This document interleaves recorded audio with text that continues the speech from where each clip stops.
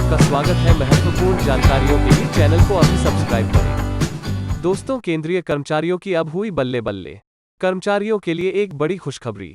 केंद्रीय कर्मचारियों के लिए दशहरा और दिवाली की सौगात। नवरात्र के शुभ दिनों में सरकार की तरफ से कर्मचारियों को एक बड़ा तोहफा।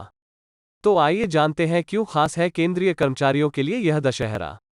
आखिरकार केंद्र सरकार के कर्मचारियों के लिए एक बड़ी खुशखबरी आई है।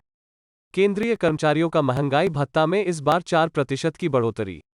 सरकार ने इस प्रस्ताव को मंजूरी दे दी है।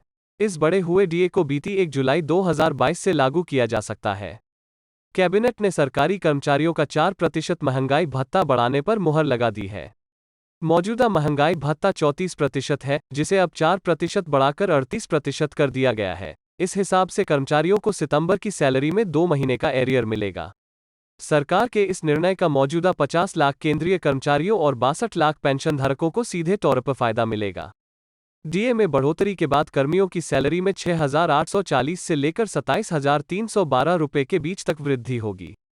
इसके अलावा सरकार डीए बढ़ाने के साथ कोरोना काल में रोके गए 18 महीने के डीए एरियर देने पर भी फैसला कर दिया है।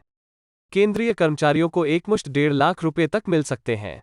केंद्रीय कर्मचारी करीब 2 साल पहले रोके गए इस डीए के पैसों का काफी समय से इंतजार कर रहे हैं। कोरोना महामारी के दौरान सरकार ने करीब 29 लाख करोड़ रुपए के राहत पैकेज का ऐलान किया था और इस दौरान फंड की कमी के कारण कर्मचारियों का डीए रोक दिया गया था। 18 महीने तक सरकारी कर्मचारियों को महंगाई भत्ता नहीं दिया गया था। कितनी बढ़ेगी बेसिक सैलरी? महंगाई भत्ते में हुई 4% की बढ़ोतरी 1 जुलाई से लागू होगी। नवरात्र के शुभ दिनों में सरकार की तरफ से इसका भुगतान करने पर कर्मचारियों को अच्छा खासा फायदा होगा। डीए के 38% होने से सैलरी में अच्छा उछाल आएगा। आइए देखते हैं 4% डीए के साथ न्यूनतम और अधिकतम बेसिक सैलरी कितनी बढ़ जाएगी।